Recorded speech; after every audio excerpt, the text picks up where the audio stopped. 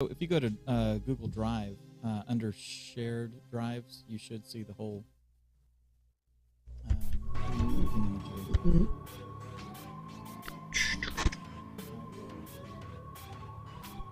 Copy the link and putting it in our private Slack.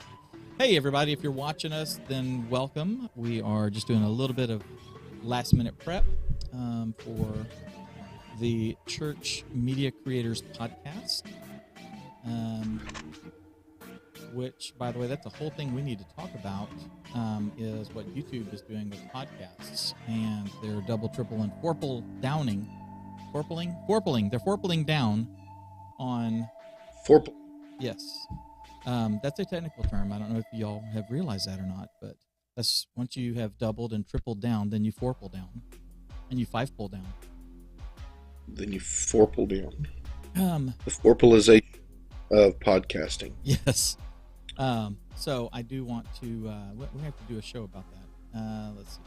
I'm tweaking my notes for the show, folks. How's your week been, Curtis? Since I've not been around. Super busy. Yeah, Easter's right around the corner. You know, working on Minecraft. Which, by the way, guys, go to MinecraftEaster.com. Sign up. It's free. Your kids can play and have super fun and all that kind of stuff with us. So we'd love to have you, for sure. Get to go on an Easter egg hunt in Minecraft, and they've added the Texas Giant, so you can ride a roller coaster this year. They have a slime ball field. It's like soccer, kind of, with big giant slime balls that you can play. We have a hidden giant Easter egg that gives you 10 bonus eggs if you find it. So, you know, just whatever, different stuff. It's fun. I'll be there 3 o'clock Central Standard Time on Easter. This is where I spend my Easter afternoons now, in Minecraft, believe it or not. Yeah, I'll never forget during COVID, my Easter sunrise, early morning Easter, before the sun was actually up, I was logged into the Minecraft world watching the sunrise behind our tomb and crosses that we build. We're at the spawn points. So that was my Easter sunrise during quarantine. Was in Minecraft. So, you know, just like every other day. So I'll tell you what, during quarantine, when we took our 10% digital footprint and jacked it up to 150% and stuff, we were doing all kinds of crazy stuff. And I remember when the idea of the Minecraft thing came up, and started going gangbusters. In fact, you and Bobby were working with the hosting company and stuff, and they went, oh, this is a great idea. And within a matter of days, we started having bits and pieces put together and stuff. And the coolest thing was when the news outlets picked it up and stuff. I remember it getting mentioned on, well, he's not news, but on Colbert. I remember part of his monologue was talking about a church in Arlington, Texas is doing a Easter Minecraft game. Is my focus rolling? There it is. Yeah. That was actually cool. Pretty funny. What he said was funny. So, he's funny sometimes. Sometimes, yes. Occasionally.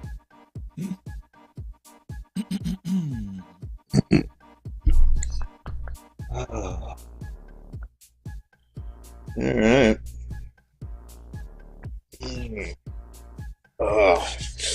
Allergies making my eyes water today. One of my problems in my old age is watering eyes. So.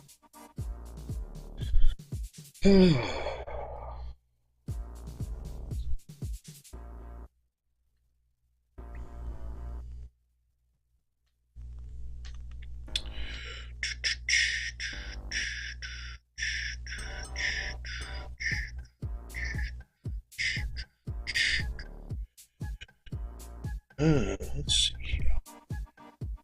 All right, let me bring up. Where did our triple chat go? There it is.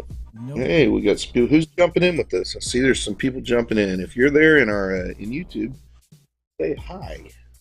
Yes, let us know who you We'd are. like to know what who you are. What are you doing here? Why are you? What are you? Do you don't have anything better to do with your time? You Is know. your I mean, here you are. yeah, is the cable out? You don't have You're anything here to with do? us while we're getting the show started, and this is riveting TV, right? So All right, I'm gonna bring up let's see. layer. Guys, believe it or not, we do have a plan to be a million times more organized as we start our shows. We just we just launched this Overrated. right at the beginning of the year, the most busy time of the year. Curtis, as a family pastor, goes a million different directions right about now. There's a couple of things going on right now. Easter being one, like four of them. Being four of them. It is actually like four different things because we got Palm Sunday, and then we've got the family gathering next week, and then I've got Good Friday service that I'm playing in, and then Sunday we got Easter egg hunt and Minecraft Easter. So, which you know, I hope we get the word out on that because it's fun. Yeah. So go to is it MinecraftEaster.com? MinecraftEaster.com. Tis right. free. It's free. It's awesome. If you like, most of our churches will do like an Easter egg hunt, maybe during the Sunday school hour, the Bible study small group hour, maybe right after church. When 30 or 45 minutes later, everybody's gone home and you're cleaning up, the Tootsie Roll wrappings, out of the yard at the church. But, in the afternoon, for everybody, we have the Minecraft Easter egg hunt, which is really cool. And is it going to be like two rounds, 3 rounds or something to make sure that everyone's able to get in? Depends on how many people. Last year we had 2 rounds. Just depends. They last an hour long each. So right now we have 1 round, but we'll add another one if it fills up. So we'll add one after that. So they have it ready to just click the button if it fills, and that's what we had to do last year. We had to add a second round. But yeah, it's fun. It's fun. I was talking to a kid in Nashville last week who's going to be joining us. So That's super awesome. cool. You know what? I did not. Yep. He's very excited. I am so sorry. You didn't update the title. No, it's still set to what you did last week. Well, hang on. Well, nobody wants to watch that again. That was like 45 minutes of me. Nobody needs that 2 weeks in a row, ever. You did really good, by the way. I was very proud of you. I was, for those of y'all who are wondering, curious, even remotely curious, where was Dave? I was at edit audience, edit live post, live video. I was at the studio. We were shooting a show. We were doing. Let's see, it was on Thursday. We were doing 3 or 4 episodes of one of the shows that I produced, and my goodness, I'm sorry, y'all. I'm trying to just change in Facebook. I'm just trying to change the title of the post right now that has the video. And good luck. There is no edit audience, edit live video. Then it takes me to a million different places. Post overview, edit post. There we go. This should do it. If you're watching on Facebook, hang on. Yeah, there we are. So, all right. Titles are important. We need to know what we're talking about. If Dave doesn't put the title up, I have no idea what to say. I have no clue what we're talking about if there's no title. That's just the way it works. So you guys ready for Easter? Y'all up and running? Because it's like literally less than a week and a half away. It's like so close, so close, so cool. If you're watching us, I think we least. What'd you say? I was gonna say if you're watching, I don't know. By the way, is my mic too hot? Is it too hot? Well, I don't know. You feel a little heavy, but so does the music to me. So I don't know. Maybe I just have everything turned up. Well, I'm sorry. So, I'm actually not able to monitor the music. So I'm glad you made it to the show with it. You made it live. We are live. We're living beings right now. So yeah. So as we it's interesting because with all the prep work we do for Easter, which we all do a lot of work for Easter. Like I was preparing to teach our family gathering next week about Easter, about the empty tomb and everything, and like make sure you take the time to stop and just read what Jesus did, because it's like, wow. Like if the first time that you really get to celebrate Easter is during your service on Sunday because you've been so busy ahead of time, you're missing out. Make sure you just take a minute, turn everything off, and just sit down with the Word and be like, wow, God did that. That's so crazy cool. So just don't miss that, because it's so easy to get caught up in everything we have to do to make Easter happen, that we don't get to celebrate what Easter is. So don't miss that opportunity. Just a quick word. Public service announcement. So, Public service announcement. yes. Public service. Dun, dun, that one's dun, free. dun, Oh, the wait, the more you know. whole show's free. So, yeah. So I guess our entire show is a public service on announcement. Amazon Music. Yes, it is.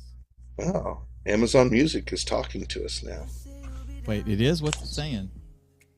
What? I don't know. It just said something about something's playing for Amazon Music. I don't know what we're hearing right now. I don't either. I just stopped it. Sorry. I don't know what it is. I have a playlist. It must have gone through that, and then I guess I need to make the playlist larger. It must have gone through it and said, he's not going to want to repeat this, is he? One of the things we learn with church, media creators is sometimes things don't go the way we thought they were going to. Yeah. Every once in a while, an AI just jumps in and does what it wants to do. So, just keep that in mind while we all wait for, Skynet to go online. That's, ChatGPT's, actually called Skynet behind the scenes, I think. Yes, So even though HAL. Alexa has assured me that she is not Skynet, Yes. just for y'all to know. That's right. She tells me that she doesn't even know the guy. And, why not trust her? See, there you go. Meanwhile, there's a robot hand going up the back of her. And now Alexa's talking to us in the stream again because she heard me say her name. Oh, that's funny. So she's giving us a full answer right now to something that she perceives. In your office set and the set at home, when we get an Alexa set up and stuff, I'm just gonna start triggering different scenes and stuff in the middle of the show. Yeah. Well, it's like I'm going to ask Siri, what 0 divided by 0 is, just so you can listen to that. So, one of the things. All right, we ready to roll? Yeah, we are. One of the things that's cool with vMix and with some smart lights and stuff is you can like tie some of these things to your to like events in your YouTube channel. So I've got friends that like when someone does a super chat, then they will all of a sudden an audio will play, and then like their lights in the background will flicker and do something really cool, and then it'll go back to normal. So that person, whoever did the super chat, is able to affect the flow of the live stream, which is really cool. That's really cool. Hey, Rodney, thanks for joining us, man. We're glad to have you. Tommy, glad you're here. All right, let's get rolling. Here we go. And we're back to that. And let's see here. All right, I'm going to cut.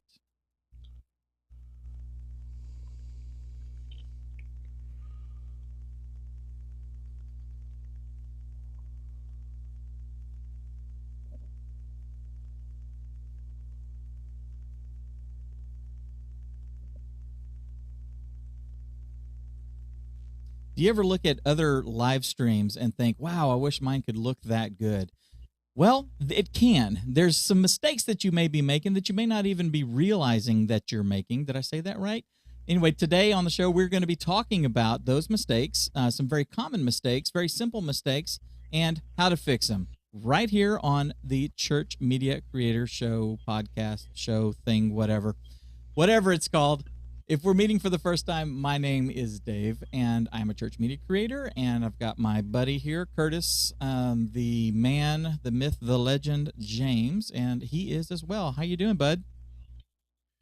I'm doing all right. I really am glad my parents gave me that middle name, the man, the myth, the legend. It's worked out well for me over Yeah. time.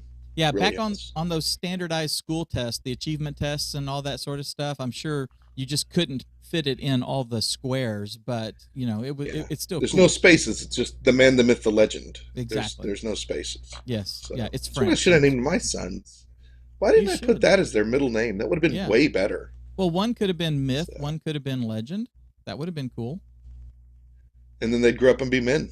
So Yes. they'd all be one would be the man and the myth, one would be the man and the legend. That's right. And I would be the father of the man, the myth, and the legend. That's right. The men, You'd the be myth, and the legend. Zeus, I don't know. right? So you'd be Zeus. Okay, anyway. Yeah, you So didn't which join one's our show. Loki then? Anyway, I have a friend think whose about that one. son's name is Loki. So I know there's at least one out there in real Oh, life. that's a little unfortunate. Just saying. Wouldn't go with that.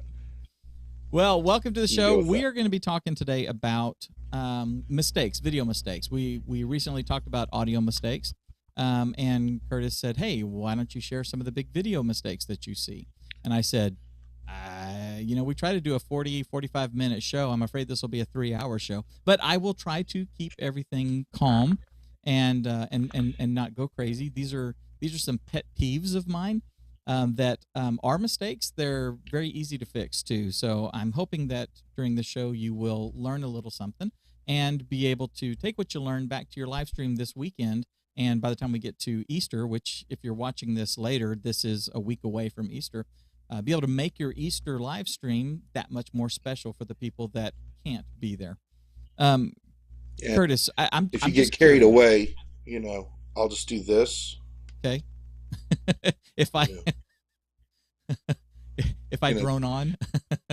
yeah. If you drone on them, be like, I don't know if this is still ticking, but So I'm uh, I'm curious, just off the top of your head, Curtis, what is something that you have noticed before in live streams that you have thought, oh man, they really shouldn't do that? I'm just curious. This is not in our list or anything. This is right off the top of your head, just something that you said, if they would not do this but do this, it would be better.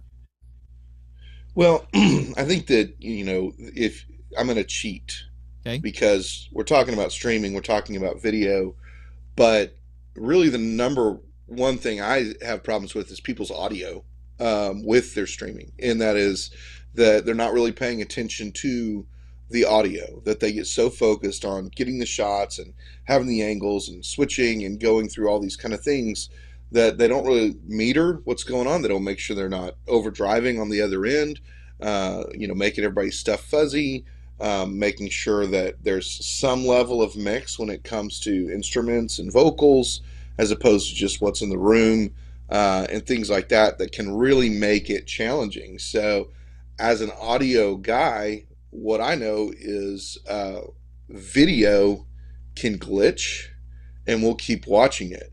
But when audio starts cutting out, we'll turn it off. And we're willing to accept that video is going to maybe, have some bumps in the road. If you're streaming, your stream has definitely had bumps in the road as far as video goes because you got all of a sudden traffic problem or whatever.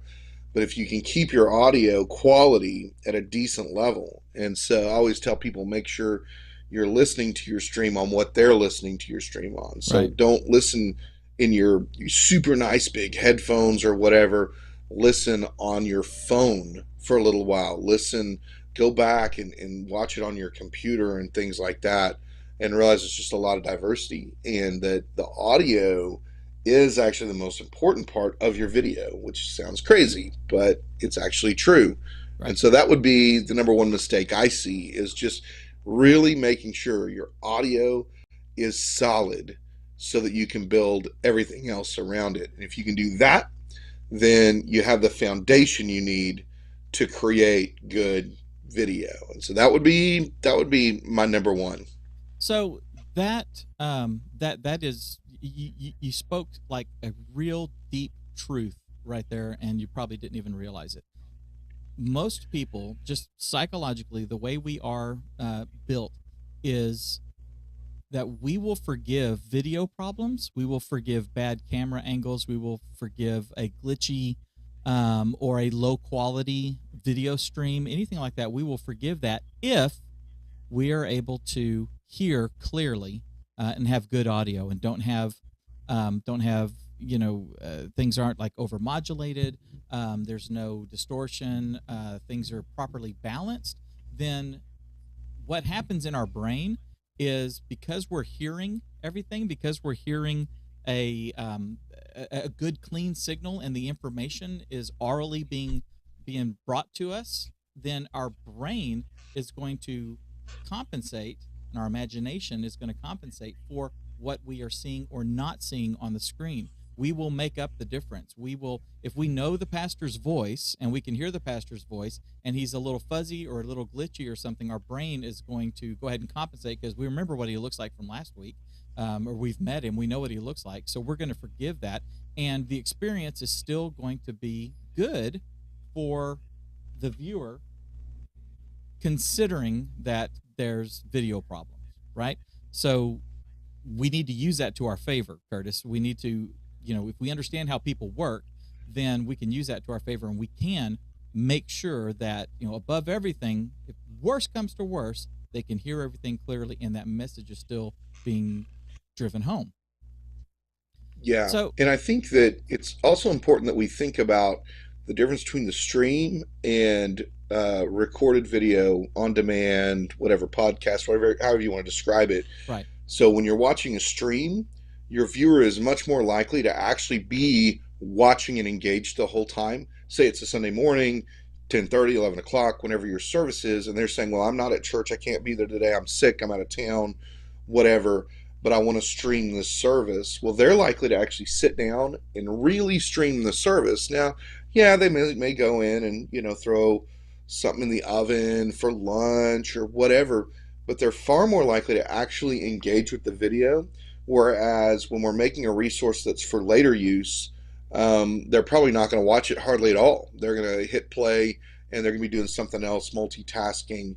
And so there is kind of a difference in video engagement between those two things that we should always consider as well. And that's why in the stream, we want to make sure we have diversity in camera angles and stuff like that if we can, because if we don't, we disconnect. Whereas a podcast a lot of times has one camera angle and you don't even notice because you're only paying attention about maybe an eighth of the time to the actual video. So yeah, that's why they can show so much video of radio shows. There's all right. kinds of radio shows we tune into and we see two guys in a radio studio. There's nothing going on. They're talking into microphones. There's nothing happening. Mm-hmm. Maybe they have a couple of angles if they're, that way, but we'll still watch that and we'll still listen mainly to those kinds of things. So live streaming is much more likely to have that video engagement. Right. Well, and that's why the Joe Rogan podcast is so, phenomenally popular and stuff. It's basically a podcast. It's a radio show. The lighting, I've been cringing at their lighting for a long time, but that's all it is. It sounds really good, and you can hear everything really clearly. The voices are rich and all that. So whether you're watching or just listening, the entire experience is great. Even if you are watching it, it's still compelling, simply because the audio sounds really good. So focus on your audio, and if you have someone that can be the person that is focusing on the broadcast audio, that's even better. If you have someone that's dedicated to it, because they're sitting there with headphones, and they're sitting in there with their phone, and they plop their earbuds in and stuff, and they're listening to that mix back and forth and focusing on it and dedicating to it, which means you, as the person who's engineering the live stream, can focus on all the visuals and making sure all the other parts get really well. Or if you, the camera person, you can know that the video or the audio is being taken care of, and now all you need to do is focus and make sure that you're getting good images. Which actually brings me to my second point, Curtis, is one of the things that I see a lot, and this actually speaks to a greater thing, which I'll dovetail this into. But on the micro scale, one of the things that I see a lot is bad camera placement and bad camera work. Okay. Um, Now, you and I, let's stipulate that we know that we're dealing with volunteers. In most cases, there's not the church. You know, some of the larger churches will have actually a media department, and they'll have a handful of people that are, you know, doing the actual work on Sunday morning, and it's part of their job, or they are leading the work, and they have some volunteers that they have spent considerable amounts of time training, and they're able to turn out, you know, at video work at a much higher level. We are dealing with volunteers largely. That is completely understandable. It's a completely understood, right? But it doesn't necessarily make it an excuse, right? Um, Yeah. one of the things that I see a lot is people will set the camera and zoom it out so that you can see the stage. That way, when the guy walks on, you can see it. When the guy walks off, when the if you've got a drummer back over here and you've got a couple of guitar people and they're, you know, they're, I'm looking at my screen to make sure my hands don't go crazy, but you know, you've got people spaced out across your stage, okay, and you want to make sure that you get everybody. Okay, that is a natural thing. Hey, Bob's playing the bass and Jim's playing the guitar. I want to make sure that I get them so that their families can see them and that they're on TV and, you know, everybody can see them and all that sort of stuff. That's a wonderful altruistic kind of a thought. You know, that I want to make sure that everybody can be seen and all that. But that's not the viewer doesn't necessarily need that. What the viewer needs is they need to see what is going on and what the action is and what is happening in that moment. Okay, so if Jim is playing the guitar and Jim is, say, leading off the song with, you know, 3 bars of something before the music comes in, maybe you have Jim framed up so that you can see him, and then you zoom out a little bit to the rest of the stage or to the worship pastor at that time, right? You know, creatively using, especially if you have one camera, this can be a challenge, which means you need to increase your skills and increase your forethought and creativity. But giving the viewer what they need to see and when they need to see it, that is our job as camera operators. Okay. Now, again, we go back to the concept of we have a very small volunteer team. I did a consult last week at a church that there are 2 people in the booth and they're doing 4 different jobs. You know, so I understand that, and there is a logic to setting the camera so that I can not have to keep moving it around and focusing on, you know, ProPresenter, making sure that the lyrics are coming up right and doing all that sort of stuff. I understand that. That sometimes it just is what it is. But as much as possible, when you can, you should be following the action on the stage. A wide shot showing your entire stage. Where'd my phone go? Being viewed. Oh, there it is. Being viewed on a screen this small is very hard for the person to see. When they are looking at a person that is this big on the screen and that's the dominant person that's talking, it's really hard for them. They are distracted now. They're sitting there squinting. I can't see. They're trying. Can I zoom up this video? Well, you know, it's grainy. Even the little bit of zoom that I could get. You don't want that. You want your viewer to be distraction free as much as possible, and you can help that by properly framing your shots, making sure that you're following the action, especially when it gets down to the actual Bible study time or the sermon time. When your pastor is the focus for the next 40 minutes, you can get a medium shot, you know, like waist up shot, you know, when they're standing at the pulpit or at the lectern or at the pub table or what have you. You can do that medium shot, and that gives some room for the pastor to move from one side to the other a little bit without completely leaving the frame. But once they start leaving the frame, once they start walking across the stage and coming up the aisle, or, you know, some pastors roam a little bit, some pastors roam a lot. But once that starts happening, you want to make sure that you're tracking them and keeping them in the frame. And when they stop, you want to stop so that the viewer is not distracted. The viewer is able to follow the action and not wonder what's going on. Oh, he left the frame. Who's running this? It causes distractions, and we want to minimize distractions as much as possible. Did I miss anything on that, or did I harp on it too hard? No, I think there's a couple of things that are worth mentioning along those lines too, though, where when we're talking about our shots, there's obviously we all have budgets we're trying to work with, and so we can afford this, we can't afford that. If you're a single camera setup, obviously the quality of your camera matters, but if that's 1A, 1B would actually be the quality of your tripod. Mm-hmm. Because if you're having to follow and move while you're live, um, your tripod had better be smooth. Right. Otherwise, everybody is just feeling jostled around, and your zooms need to be crazy smooth. You'll notice when you watch live events, whether it's a news or it's a sporting event or whatever, you seldomly see a zoom in or out live. Almost all your zooms are going to happen off camera, off live feed. Now, when you're watching a produced television show, you'll see zoom for effect and things like that. But they'll take that shot 40 times, and then the editor will go decide what to do about it. And so just realize you want to move as little as possible while you're live. Now, if you got a pastor who's walking, you need to be able to follow him. Your tripod's crazy important at that point. So really consider your tripod. The other thing is having a side shot, a wide shot, a safe shot that you can jump to for just a few seconds, even if the quality isn't as good as your main camera. It just provides you with a lot of options. It's your emergency backup shot. It never has to change. You don't have to have someone man that camera. It's just your safety shot that says, okay, the pastor just referenced to the keyboard player and he's looking at the keyboard player.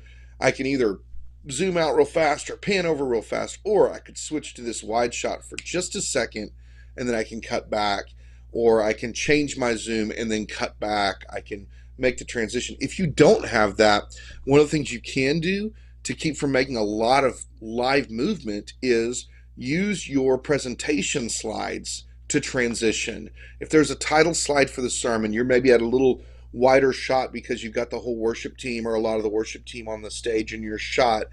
Title sermon slide comes up, go to that full screen, zoom into your pastor shot, then switch out of it. Do what you can to keep from moving too much in a live setting, because it's hard to move smoothly. Sometimes your camera's going to autofocus to the wrong thing. You're going to have jumpiness or whatever, especially if you don't have a good tripod. So just consider those things when you're spending your money and you're spending your time. What can you do to cover up some of the less smooth movements that you're going to have with kind of a single camera setup? So you've got different tools you can use for that that'll help. Absolutely. And I'll share a little secret. When I took over the live stream at our church, Curtis, this was before your time. when I got up into the booth and saw what was going on, I was very disheartened. I fixed a few things that needed to be fixing, but then I brought my computer up, and we had the one camera, and I brought one of my webcams up.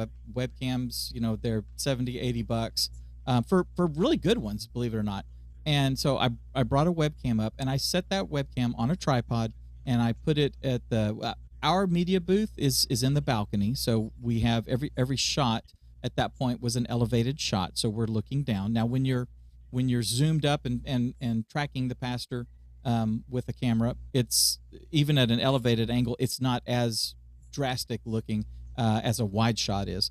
But what I did was I used a webcam, inexpensive, set it on a tripod, put it in the center of the balcony, which in my case was right in front of me, thankfully.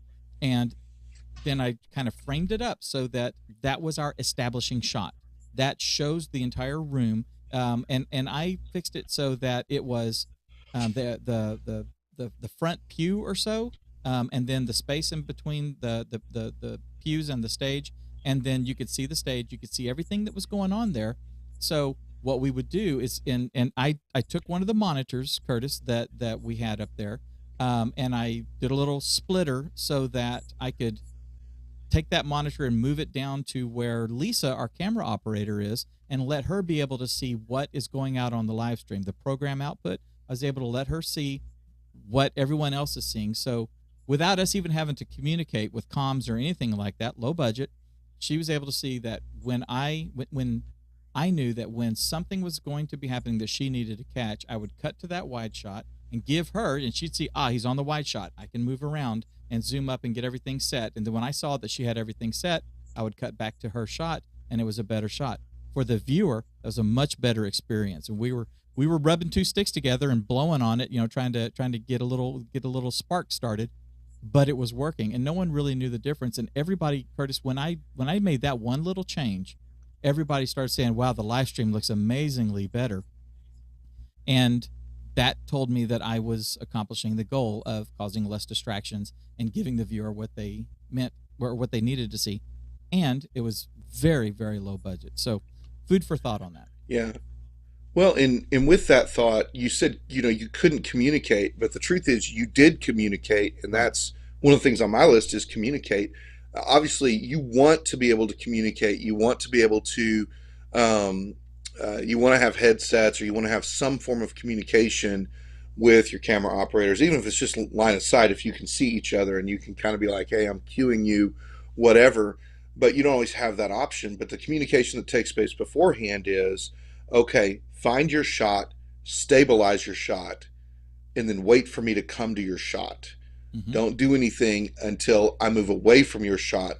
Then change your shot. I'll wait for you to stabilize your shot, and then stay right there and wait for me to take your shot. Mm-hmm. That's communication ahead of time that helps your camera operator feel like they're not just like, oh my gosh, they're going to cut to me. Oh, they're going to cut to me.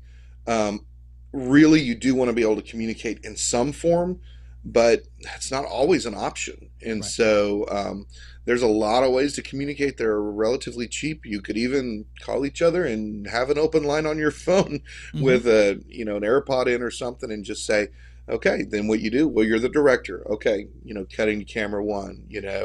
Coming to you. Hey, can you give me a wider shot? Watch out! I know he's about to walk down the stairs. Whatever. And you get that kind of communication. There's a lot of ways to communicate. I wouldn't recommend text message because sometimes it takes forever for that sucker to come through. Mm-hmm. But there are a lot of different messaging apps and things out there that would be pretty sufficient. It just takes a little longer than being able to talk. And right. So a lot of ways to get to talk with each other. Communication is key, even if you can't communicate during service. Communicate beforehand. Exactly. One of our, I've actually got a comm unit from Hollyland. They make really good comm units. They sent me a package with one of their actual comm units. You put the headset on and you got the microphone, and it's all digital and it's wonderful and stuff that I'm going to be doing a review on. So be looking for that, everyone. But what Lisa and I've been using, we ran to Walmart and got a couple of those little walkie-talkie, like a dual little walkie-talkie set. They're very cheap, and we got the little earpiece, and so she's got an earpiece in there, and I can click the thing, and she hears bloop, bloop, and she knows I need to pay attention to what's coming, and then I'll say, hey, can you tighten up this shot, do something like that, and then she just clicks back, bloop, bloop, and then that message received. She doesn't have to talk. She doesn't have to disturb anybody around her in the service by whispering or talking or anything like that. So. Great solutions that are out there. Communication is the key, and being able to work together. That's why when we talk about training volunteers, is giving the person enough time on the equipment in a real life scenario so that they can gain all these skills that they need to do. If you let someone do it for 3 weeks in a row, they have 3 hours of practical training, right? And that would be the equivalent of sitting down one morning and having them be proficient by noon. It's not enough time. You need to let them do 4, 6, 8 weeks, which seems like a really long time, but that's barely a workday of actual practical hands-on experience with the cameras. So just keep that in mind. And when you do that, then the person who's the engineer, the director, the technical director, what have you, the rest of the team, they all start learning how each other is working, and they kind of get in sync. Then you add someone else to that, and then you start cross-training people and doing all that sort. We're going to talk about training volunteers and stuff. There's a whole thing. By the way, this whole thing that we're doing here is made possible by you, viewers like you. We should get tote bags. Viewers like you, but also our friends over at Restream. Restream is like the tool that is one of the most indispensable tools that we have right now. Curtis and I are using Restream, and what we're doing is, I'm broadcasting from my house. He's at the office at the church. We have limited bandwidth. We don't, whether we have gigantic upstream pipes or whether we have like very small upstream pipes, we like to use Restream because the only thing we need to do is send the stream out to one destination, one location, which is Restream. We send it to Restream, and then we've been able to connect our YouTube and our Facebook channels on there, and we can turn them on or off individually or at the same time. And so Restream takes what we're sending there and sends it out to the appropriate platforms. It sends it out to YouTube, sends it out to Facebook, sends it out to Twitch, sends it out to Twitter, to Insta. Whatever you have as far as a platform goes, you can add to Restream. So you can stream one signal and then have it amplified and multiplied and syndicated out to whatever platforms, including homegrown platforms. If someone in your church has developed a streaming server and you need to send to that as well, not a problem. You can just plug in the RTMP information and put the key in there, and boom, you're streaming to it just like it was YouTube. So go to getrestream.com, and if you do sign up, then you'll get a $10 credit, and we would really appreciate it. You'll be helping out the folks here at Church Media Creators. It is a fantastic, fantastic service. I can't recommend it enough. We use it here. We use it at the church. We've been using it for years, and it never really failed us. So getrestream.com. Yeah, and one of the best things about it is the way that OBS just plays so nice with it. Yes. The way it basically just plugs together. It makes life easier. I saw, one of our comments said, yeah, they're using OBS with Restream. It's almost like using just one thing when you do that. They've done a really good job with that. Makes it pretty easy to use. Yeah, it does. They have one of the things I haven't talked about is that with Restream, they have their integration with OBS is really cool. You can log in, and then you've got some panels that you can add to OBS, including a unified chat, which is cool. So if you have people that are on Facebook, on Twitch, on Twitter, and on YouTube, then you can see in a unified chat who's coming from where. And when you reply, you can reply through that one channel or just out at large, which is really cool. If for nothing else, it lets you see who and what people are talking, who and what they are talking about, which is really cool. And when you're doing a live stream, even if you're live streaming your church service, the chat is a big part of the engagement. The chat in a live stream for a church service is more akin to sitting next to somebody, right? So we're not going to talk in the middle of the service, Curtis, if you and I are sitting next to each other, but we engage with each other just through our movement, our body movement, me putting my arm up and patting you on the back, as I'm resting my arm, whatever. You can't do that in a live stream. So having the chat and being able to ask questions, say hi, say yes, amen, whatever, that provides that sense of community when you don't have your physical community around you. So getrestream.com. It's cool. Do it. I can't say it enough. The question is, do our viewers really believe that you don't talk during the message? I do talk. That's the question we have. Because I even watch movies with you. You talk during the movies. So if you talk during a movie, you're definitely talking during the message. I'm sure it's like, oh, that's so true or something. Maybe. Or it's, hey, what are you doing for lunch? Yeah. I should start yelling at the pastor like I yell at the TV screen. No. Let's not do that. So watch our live stream this week. You've gone through some of the video mistakes that you've seen, the things that you watch. What's some more stuff that you're thinking of?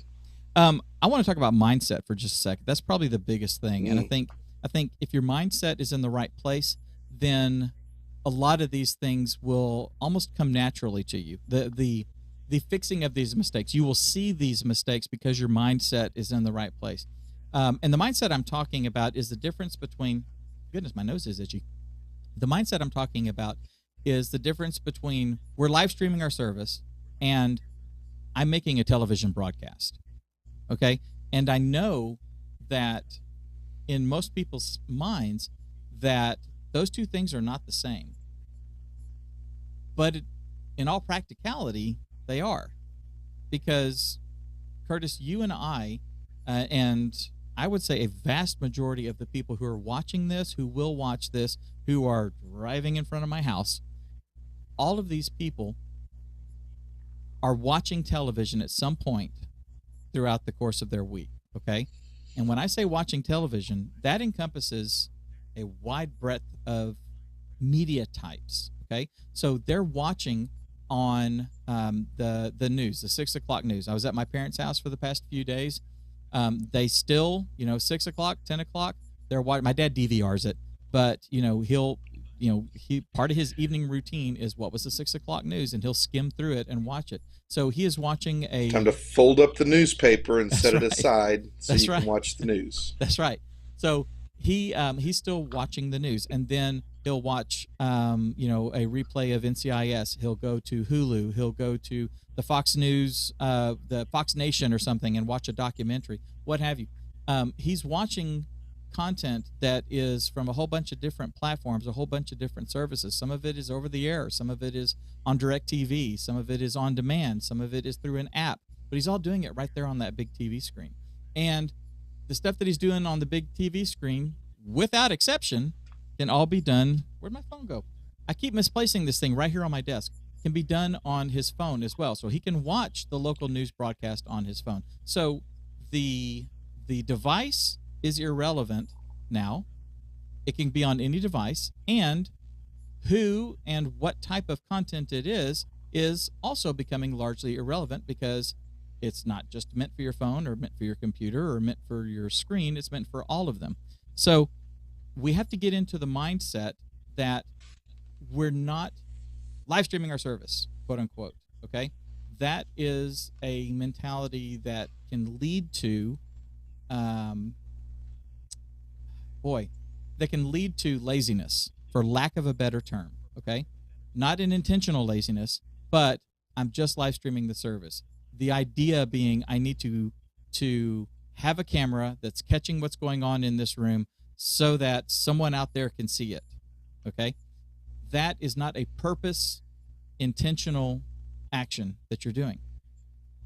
That is the equivalent of a security camera, right? Your security cameras basically catch what's going on in your living room or out on your driveway or when the guy brings the package. Okay, that's not an optimal viewing experience for the person who we're trying to serve.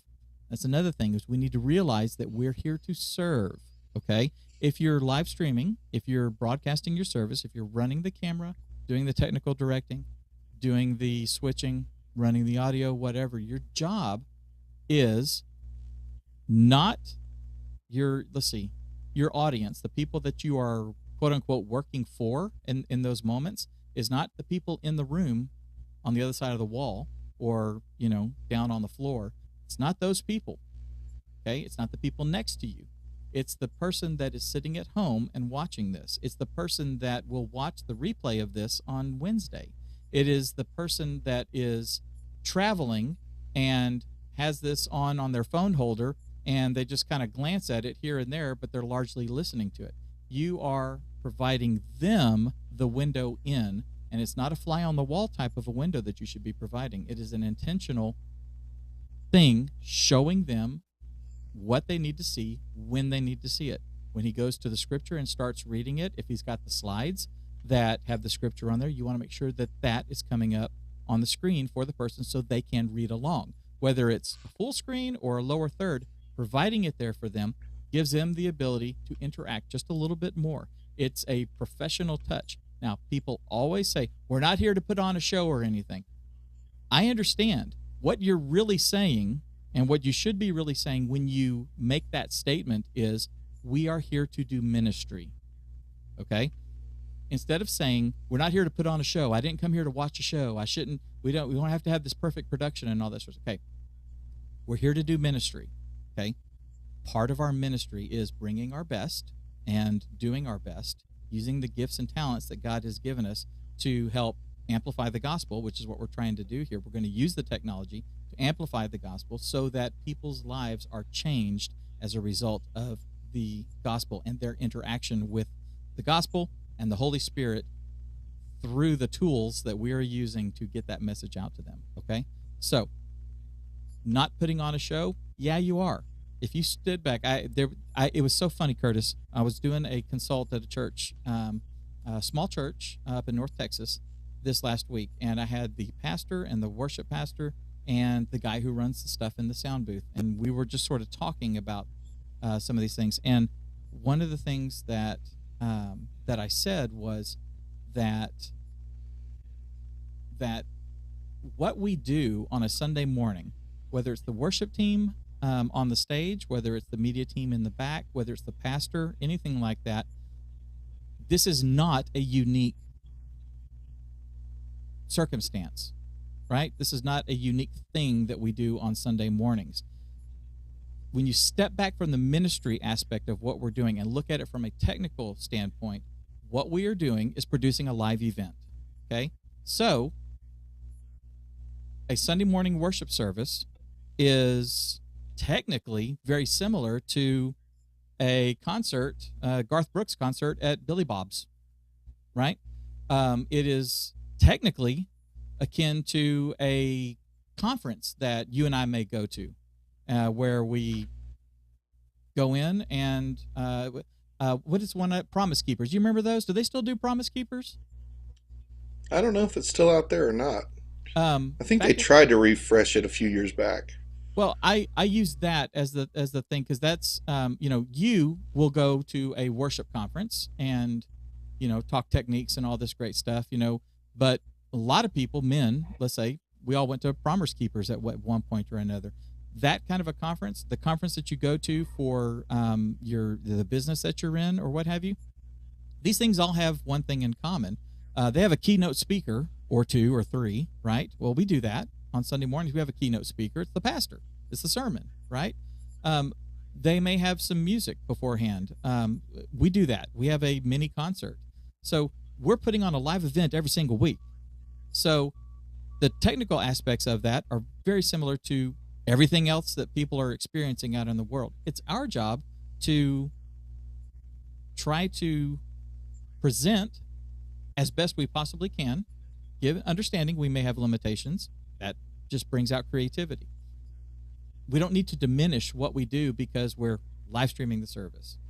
We don't want to put on a show. No, we want to bring our best and use the tools, use the technology to produce the best possible thing that we can. Just like the artisans in the Bible, when the Lord started putting out the requirements for the tabernacle or the temple, and He's saying, I want this type of gold, I want these types of jewels. Go and get the artisans, the jewelers, the artisans, the stonemasons, the people that can carve the wood, that can do all this sort of stuff. The people that can make gold statues, or edifices or whatever went into it and stuff. He was very specific about that. Now, what does that have to do with a personal relationship with our God?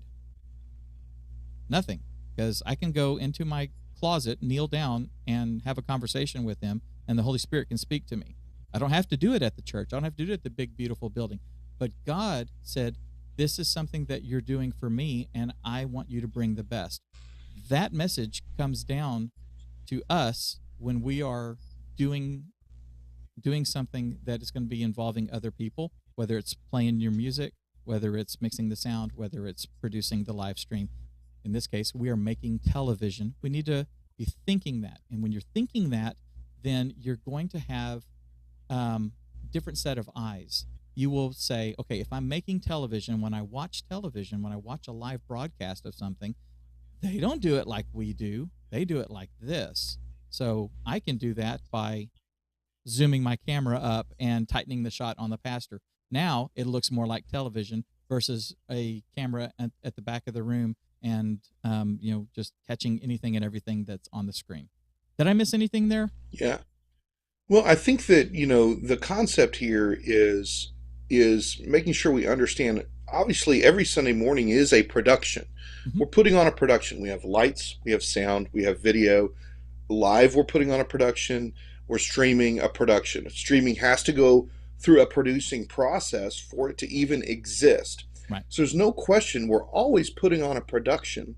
The thing is, and the layer that you're talking about that changes things is, it's not about the production, it's about the ministry. And so there's a wide difference here. So the ministry may modify how we put on the production. Whereas, like very similar components to a concert, most churches don't run their audio at the same level as a concert because they want people to be able to hear each other and talk. There are times when lights are up in the room because they want people to interact. There are camera angles and shots that are more about creating an intimate connection feeling than they are necessarily about getting the perfect angle. There's times when our lighting won't be great for video because we are in a worship setting and it's ministry focused. And so all those things mean the production is subject to the ministry. The show is subject to the ministry. Right. It's the tool that we're able to use for the ministry. And by using it in that way, we're not saying, well, we're putting on a show. Well, we are putting on a show, but only from the concept of this is a production that has to take place for us to use this medium. So like, for instance, Matthew 28:19, the Great Commission tells us to go and make disciples. It tells us to share the gospel, to spread the good news. And that's what we talk about here. We talk about amplifying the gospel. Well, streaming provides us the opportunity to share the gospel in a lot of different ways. And we talk about live streaming. We can talk about the philosophies behind live streaming, the difference between being in church physically and watching church online and all those kinds of things. But video does provide us with this amazing tool that means, for instance, right now we have people listening from probably at least 2 other countries live right this minute. And we're able to share the gospel and the good news of Christ in all kinds of places without using production. We would then say, well, we don't want to use that tool to reach the world.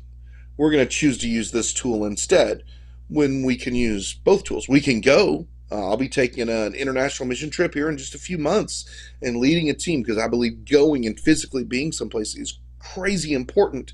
But I also believe that there's a way for us to impact people around the world when we can't go. I can't go on an international mission trip every week or every month, but I can be a resource and a help, but only through production. I've got a camera set up. I've got a microphone set up. I've got windows open on my computer that are doing different things, that I'm connected with Dave at his place, and he's producing this show right now there. And I think that as we navigate those kinds of things, we have to realize that production is the tool. Just like any other tool we use in ministry. When I go on mission trip, I'll use a plane to go. I won't swim. I couldn't possibly swim that far. I won't get on a boat. I'll use a plane. Why? Because it's the most efficient thing for me to use. When we get there, we'll use vehicles. We won't ride around on bikes. But once we get into the villages, we'll probably walk around a lot. We're going to use different things to make that effective. And that's what we can do with video or anything, any audio, any lighting, any of those kinds of things. We use those as tools. They're the slaves of the ministry, though. The ministry can never be slave to the production. And that's what most people are saying when they say, well, we don't want to put on a show. I agree with you. In the context of what you're saying, totally agree. We're not here to put on a show. This is a worship service. But there is a production that has this undergirding effect that's foundational to what we're doing. But it needs to be the slave and the tool to the ministry that's taking place. And that's what we want to make sure we're doing. We use the equipment. It doesn't use us. We use it to amplify the gospel. It's used by the gospel as opposed to it using the gospel. It doesn't get to be in charge. And I think that's where we just put things in order. Then all of a sudden, everybody's talking about the same thing. Right. And if you think about it, that is what is actually happening at a concert at Billy Bob's or any other live event, broadcast, anything like that, is the thing itself that is happening. In our case, ministry. In the case of the NFL, it's the football game, or today's opening day for baseball. So, the baseball game. The technology is and the tools are the slave to the event that is happening. And we're going to use these tools to the absolute best that we can. And we should always be trying to increase our knowledge, increase our skills. Just like you don't learn the 8 notes on a piano and then say, that's all I'm going to learn. You keep rehearsing and keep practicing and use how to implement those things in the best, most most wonderful type of way, so that they can be a proper tool to be used in ministry or in entertainment or whatever else that you're doing. There's one thing that people, I think, a mistake that people are making, Curtis, that they may not even realize that they're making. And you talked about it when you were talking about the audio mixing. Having the get some earbuds, get some $20 earbuds from Walmart that aren't even that great yet are flying off the shelves because people lose those things. So that's their quality standard, is the $20 on earbud knockoffs that they have over at Walmart. Grab a pair of those and listen and see, how does it sound. Is it too is the mix right for this lowest common denominator, right? You're monitoring the way people monitor. When it comes to video, I do this, and I would encourage everybody else to do it. Turn the live stream on your phone and take a look at what is actually happening as a viewer, okay? One of the things that it's going to do is it's going to give you the viewer's context of what they're seeing, especially if it's on your phone. And in my case, it sits on the phone, and it sits kind of underneath my monitor, out of the way from the broadcast, so it's not obstructing me. But I can glance at it and see what it tells me is this shot is too wide, because I'm having to squint to see the pastor. Hey, Lisa, can you please tighten up this shot just a little bit? Okay, now on the phone, it looks better, which means I know it's going to look fine on television or whatever. Monitoring the actual live thing. And another thing that it does is it lets you know if there's an actual problem that's happening. So if the software that you're using, I'm talking to the engineers right now. So I'm using vMix. So I have down here at the bottom, you guys can't see it, but at the bottom I have the record button, and I've got the stream button, and then I've got like some little stats and stuff like that. If I want to know how things are going, I'm looking down here going 30 frames a second. Render time is 8 milliseconds. GPU 72%, CPU 12%. Okay. So I'm squinting at all this information. Now I just missed a cut. I missed a cut because I was looking at this and I can't see it right now. If you have your live stream happening on a phone or something in front of you, and all of a sudden it goes black, that's telling you something's wrong. If all of a sudden it is like super duper pixelated and glitchy looking and stuff, hey, that's not supposed to be happening. And then you can start looking, is there something going on here? You can run a speed test. You can say, hey, Bob, check your phone real quick. Is it my connection? Is it your connection? You can start troubleshooting and fixing the problem, because there could be good chance that if it's like that for you, it could be like that for the other 25 people that are watching it. Let's try to get it fixed. So it's a fantastic remote monitor. It's real time, given a 10-second or a 15-second delay depending on your internet connection and stuff. So I would definitely be doing that. It will give you a different perspective. Curtis, do you have anything else? Yeah, well, you were talking about headphones. There's a company called KZ that Mm-hmm. makes in-ear monitors. Mm-hmm. You can buy them on Amazon. These are the $50 version. It's actually what I play with on Sunday mornings. I wear $50 in-ears that I think run the same quality as like the $100 Sures or Westons. I have a pair of Westons that I go back and forth between for different use. These are just as good for half the price. They also have a $20 one. Hey, it's not as good as these, but it's better than the Walmart stuff. Mm-hmm. They give you a little more isolation, better drivers. I have a set of those. We actually use those in our youth room a lot of the time for our students, and so there are options out there for you to use that'll even give you some level of isolation for really cheap. That's actually good quality. So I would definitely recommend you check those out as an option. And yeah, I think that when we talk about video, we're talking about something that we're all wanting to use. We're wanting to all use well. And it's important that we continually evaluate and say, hey, am I making some key mistakes? Or, do I have it all together? And I feel like these are some good tools for everyone to be able to use. And so it's our desire that you have the tools that you need. And so you can always be with us. We have other resources available to you, like a video that'll show up over here, I'm betting, And then we have just our weekly show shorts coming in. So make sure you subscribe, ring the bell, become a part of everything we're doing here. Let your friends know about what we're doing, because we just want to help you accomplish the ministry that God set before you. And so we're so glad that you've been with us today, and we look forward to seeing you soon. Have a great week. Just trying to help people see and understand and hear what God's doing as we amplify the gospel together as church media creators. Thanks a lot. Good job.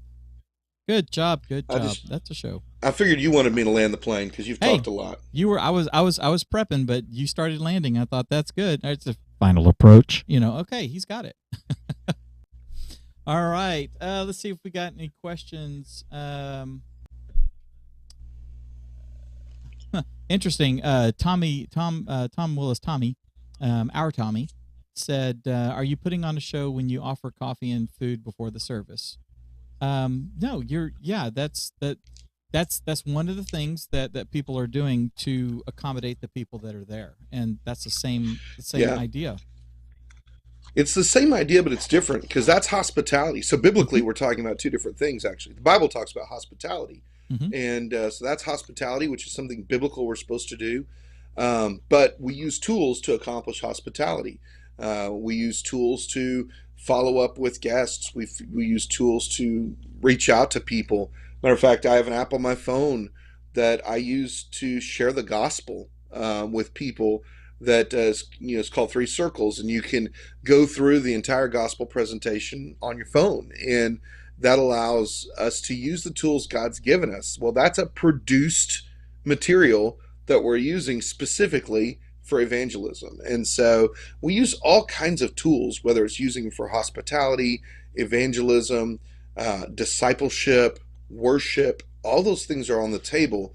So as long as we're using them for the right heart, then it's the right tool. And that's a bigger conversation too that's been going on about what platforms do you stream on, where is your stuff being put. That's a larger conversation that's compelling. There's a lot of different angles to it, but just using the tools available. What are the right tools? What are the wrong tools? Well, that's probably specific to your church. That's right. Shane Bannerman said, and he hit the nail on the head, said when the budget is low, creativity is key. And that is, and I'll tell you, I love having, a gigantic budget, when that opportunity arises. And, I'm told by, like our worship pastor, hey, go load up your wish list on Amazon on what you want to add here. Let's, just give me a big list of stuff, and then we'll start seeing what we can knock out. Okay, yay, that's wonderful. But I also like the bootstrapping. I also like the scrappiness of, okay, we want this, but we only have this. And I was talking with somebody, I was actually talking with my parents' pastor.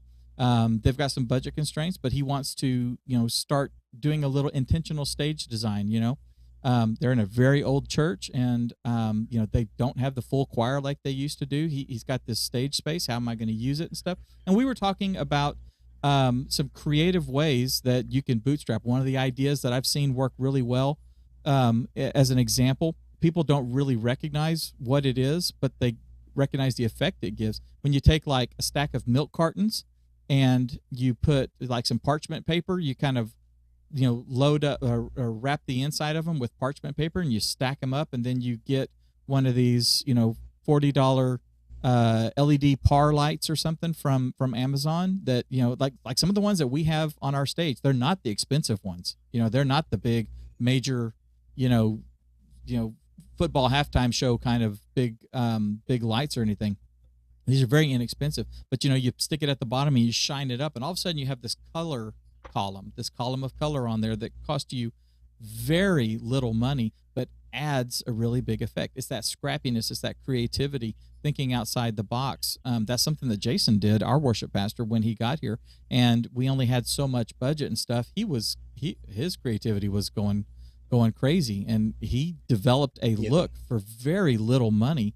A lot of sweat equity was put into it and elbow grease and stuff, but that's part of the fun. So you can If you're looking to fill stage space like that, two great things. Two of your best friends are one, chloroplast. It displays so well, and it's easy to work with. It's easy to cut. It shows light so well. That's a great tool. Believe it or not, the other thing, air conditioning filters. Air conditioning filters are amazing for this. No one has told me this. You can tape together little boxes of air conditioning filters, put an LED light in them, and they just glow. Oh wow! Just paint the cardboard black, which is really easy, and then you can even make columns with them, where you can stack them on top of each other. You can light it from the bottom. It's a really nice look. You don't get the ones that have the cardboard that goes across. Just get the cheap ones, and you'll love the way they look. And I mean, I've actually seen those built on stages of people who have massive budgets because they can't find something that's easier to light than that and easier to just tape together with black duct tape. And so, really, some really cool things you can do with chloroplast and with air conditioning filters that can allow you to make columns and different things that can give your stage some interesting fill and depth without just feeling like your stage is empty. So, yeah, that's awesome. I never thought about that. Now, if y'all see air conditioner filters back here sometime in the coming weeks, you'll know where that idea came from. All right, we're gonna go. Curtis has got a full day of Easter prep and stuff that he's working on, so gonna let you go, buddy. Y'all, thanks for watching, and we'll see you guys next week. All right, see you.